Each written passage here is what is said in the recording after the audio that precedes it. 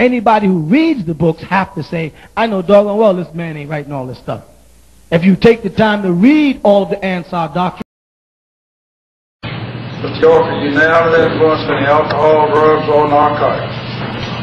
You understand you are charged with 40 counts of aggravated child molestation, that you could receive a maximum sentence of 30 years in confinement for each count, that you're charged with 34 counts of child molestation, that you could receive a maximum sentence of 20 years in confinement for each count, that you're charged with 1 count of sexual exploitation of children, and you could receive a maximum sentence of 20 years in confinement, and you're charged with 2 counts of influencing witnesses, and you could receive a maximum sentence of 10 years in confinement for each count, and that you could receive a minimum sentence overall of 10 years on probation. I'm telling you the most and the least. Do you understand that?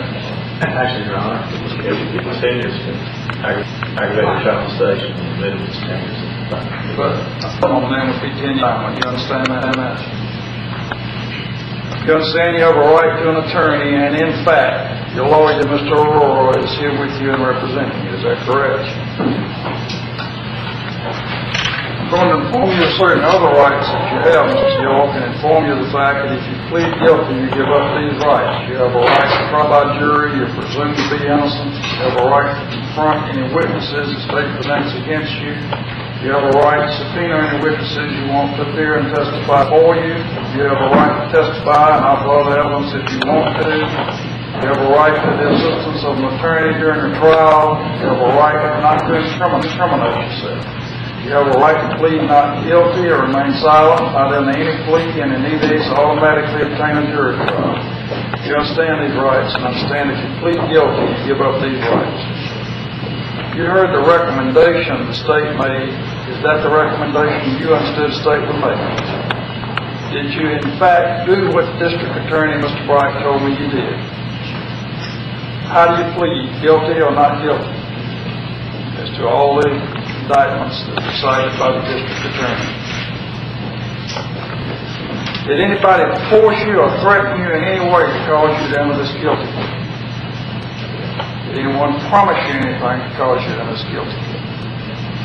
Are you satisfied with the services of your attorneys, not only Mr. Aurora, but your other attorneys?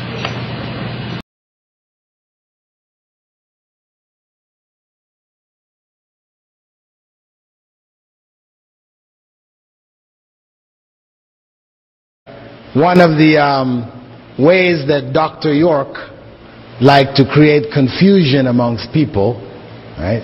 Dr. York was the founder of the Ansarullah community in New York and other parts of the States. That was popular for a period of time, and Muslims were deluded into thinking that they were actually Muslims, and they sat on the council, of masjids in New York and so and so. And I wrote a book on them called The Ansar Cult in America, exposing them to be not from Islam at all.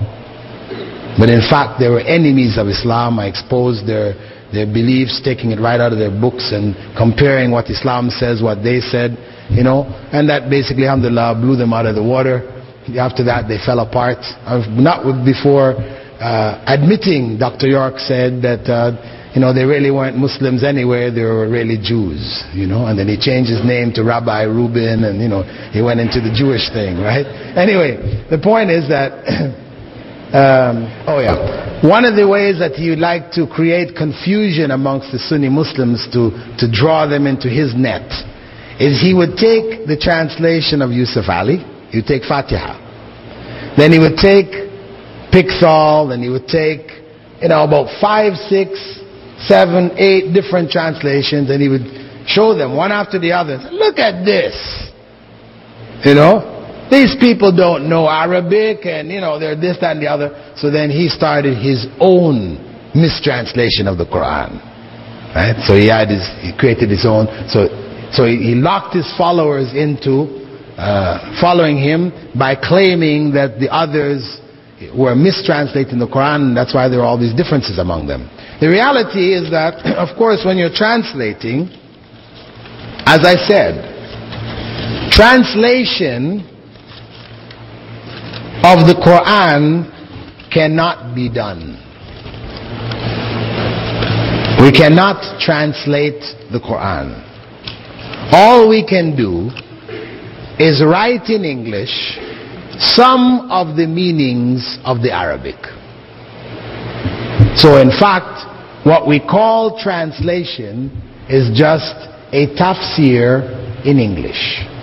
Dr. York, he came up with a whole other story altogether.